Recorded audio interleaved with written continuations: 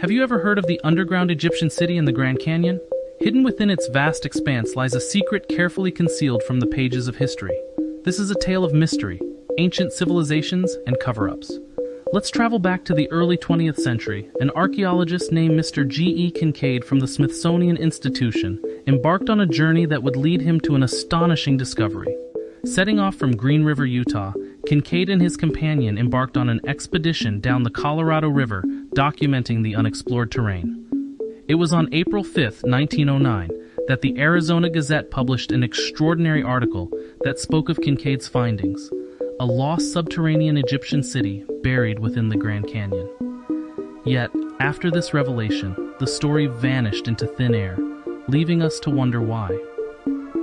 For more than 8 years, Kincaid dedicated his life to investigating this hidden city. The Smithsonian supported his quest, and he meticulously pieced together information that challenged conventional history. He described finding several passages branching out across these caves, leading to hundreds of chambers deep within the earth. These chambers held astonishing artifacts, including objects as hard as steel and tools that showcased a level of craftsmanship unparalleled by the era's standards. Kincaid's findings hinted at a civilization of Oriental origin, raising questions about a possible connection between Asia and the Grand Canyon. The mystery deepened as hieroglyphic tablets were discovered, suggesting ties to Egypt and the American Southwest. The Smithsonian's efforts led to extensive research, revealing vast chambers adorned with intricate artwork and even mummies preserved for centuries. However, this research was swiftly terminated, as access to this underground marvel was on government land.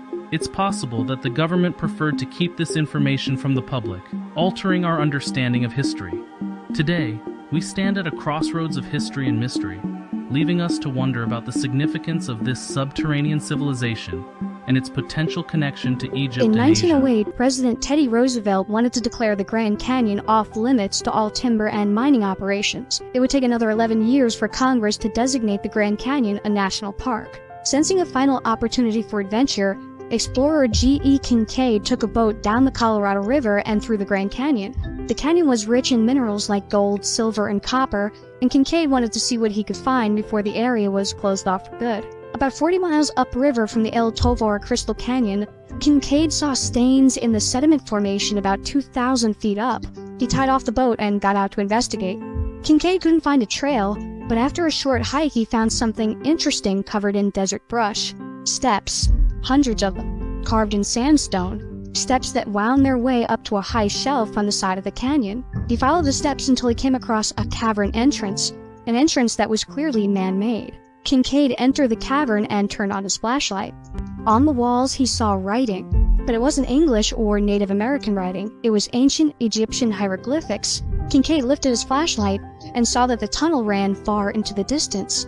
He didn't realize it at the time, but this was only the beginning. When G.E. Kincaid tied off his small wooden boat to investigate the strange coloration of the rock wall, he was hoping to find clues that would lead him to a mineral deposit. He wasn't expecting to find hieroglyphics. When Kincaid noticed chisel marks in the walls, he drew his pistol, turned on another light, and slowly walked deeper into the gloom. He kept detailed notes of everything he saw. The main passageway is about 12 feet wide, narrowing to 9 feet toward the farther end. About 57 feet from the entrance, the first side passages branch off to the right and left, along which on both sides are a number of rooms about the size of ordinary living rooms of today, though some are 30 by 40 feet square. These are entered by oval-shaped doors and are ventilated by round air spaces through the walls into the passages. The walls are about 3 feet 6 inches in thickness. The passages are chiseled or hewn as straight as could be laid out by an engineer. The ceilings of many of the rooms converge to a center. The side passages near the entrance run at a sharp angle from the main hall, but toward the rear they gradually reach a right angle in direction. G.E. Kincaid now realized he was in a huge complex. He estimated that as many as 50,000 people could have lived here. In some rooms he found granaries with shelves of glazed pottery, many of which still contained seeds. He found cooking areas and a huge dining hall. The rooms were full of ancient artifacts. Kincaid carefully wrapped a few small metal and ceramic objects for later study. Another large room Kincaid described as an area for metalwork, a technology that should not have existed in this area. Here are found tools of all descriptions made of copper. These people undoubtedly knew the lost art of hardening this metal, which has been sought by chemicals for centuries without result. On a bench running around a workroom with some charcoal and other material probably used in the process. There's also slag and stuff similar to mat, showing that these ancients smelted ores, but so far no trace of where or how this was done has been discovered, nor the origin of the ore. G.E. Kincaid explored the underground complex for several hours, still having no idea when this place was used, what it was used for, or who the builders were. Then he came across another large room, a crypt. The crypt had shelf upon shelf and row upon row of mummies, dozens of them. At this point, G.E. Kincaid realized that if he was going to explore this entire underground city, he was going to need help. G.E. Kincaid sent a few artifacts to the Smithsonian along with his notes of what he found. He requested financial and logistical support for what he felt was the most significant archaeological discovery ever made. The Smithsonian agreed.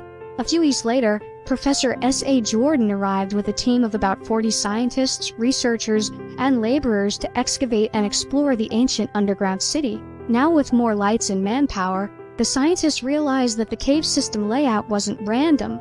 It was a symmetrical, deliberate design. The tunnels all led to a central chamber. In the chamber was a large statue of what Kincaid thought looked like Buddha. Over 100 feet from the entrance is the cross hall, several hundred feet long, in which are found the idol or image of the people's god, sitting cross-legged with a lotus flower or lily in each hand. The cast of this face is oriental, and the carving this cavern.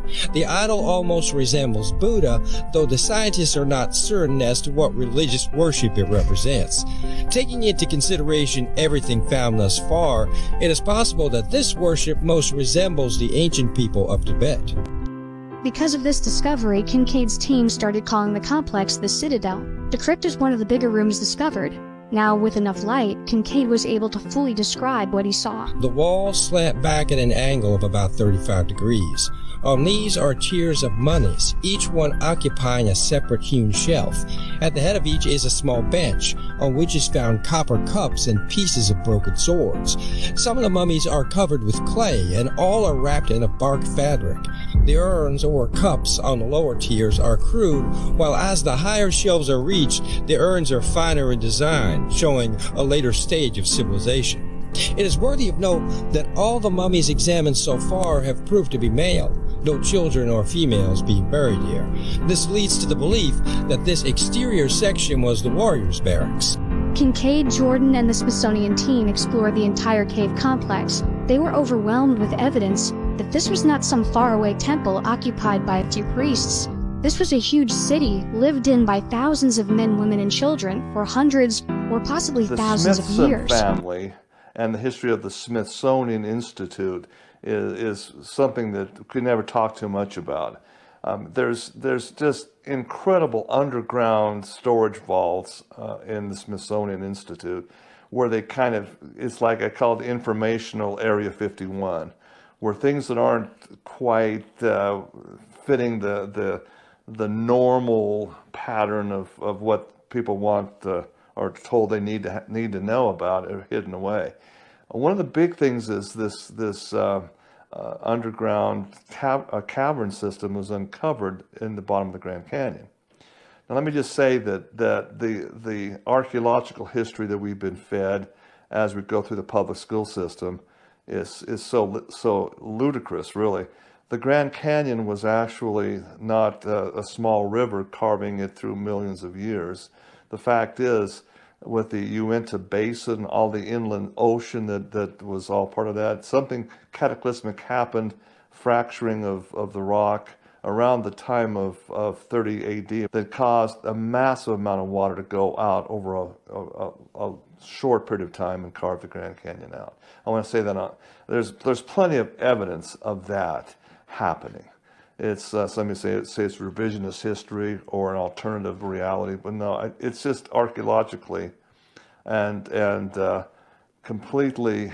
And if you look at geography, it makes all the sense in the world if you look at topographical maps. Okay, so that said, we see the beginning of this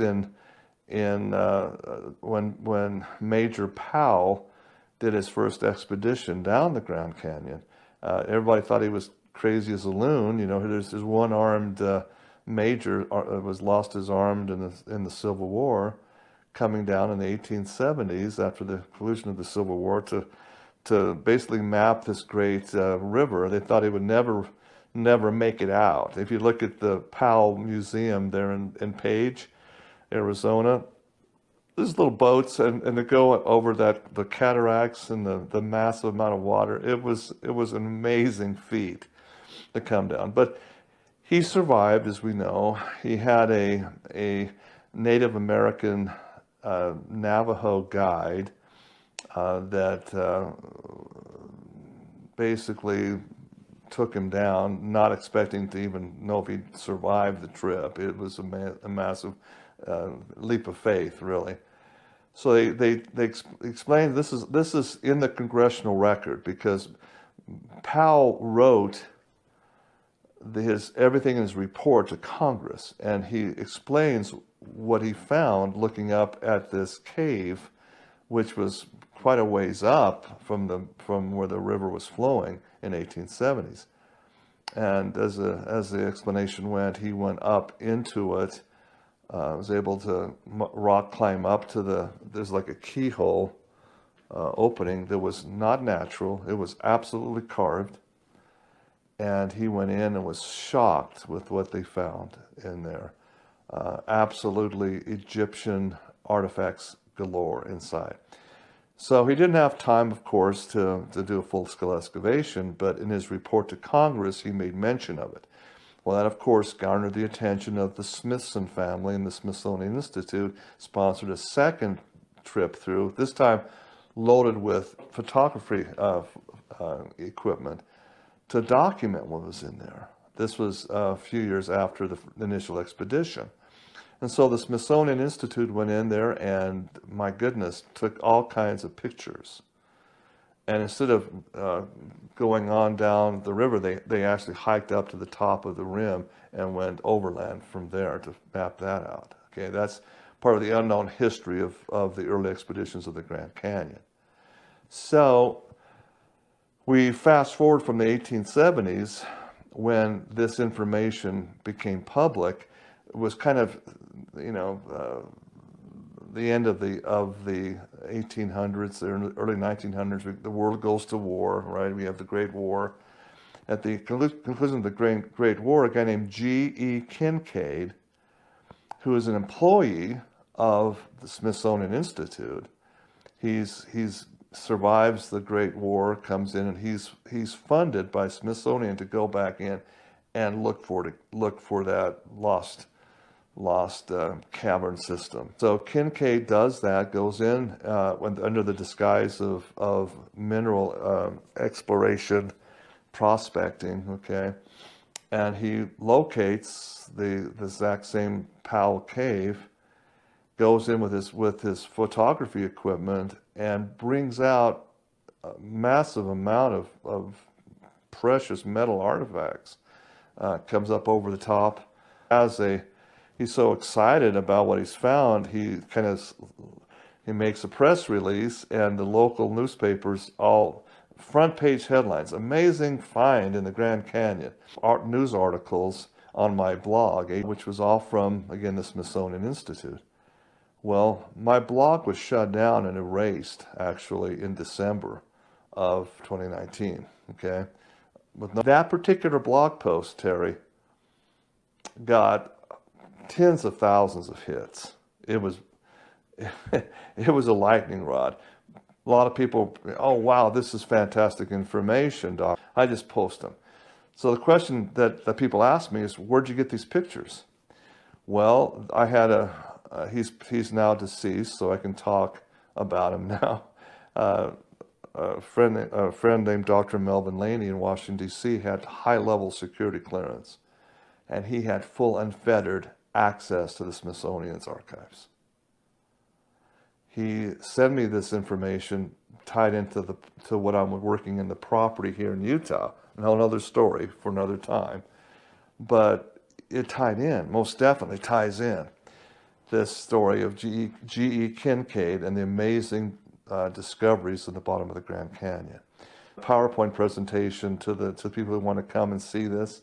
I think it's interesting. Smithsonian says now that never did happen, but you got into the actual archives. You got actual documentation. And it's an amazing, jaw-dropping story. Let me just give you some hints of what we're going to be showing. Massive amounts of mummies, and the big thing is, Terry, is there were thousands and thousands of panels of Egyptian hieroglyphics that have been interpreted.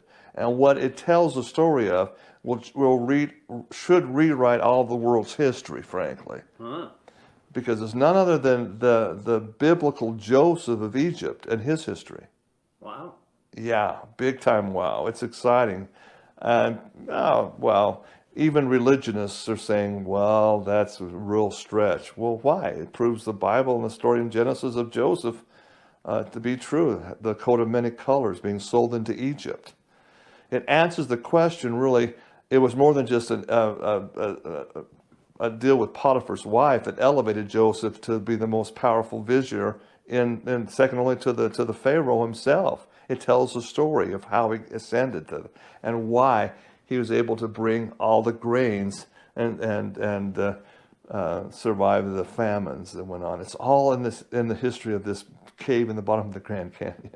It's an amazing story.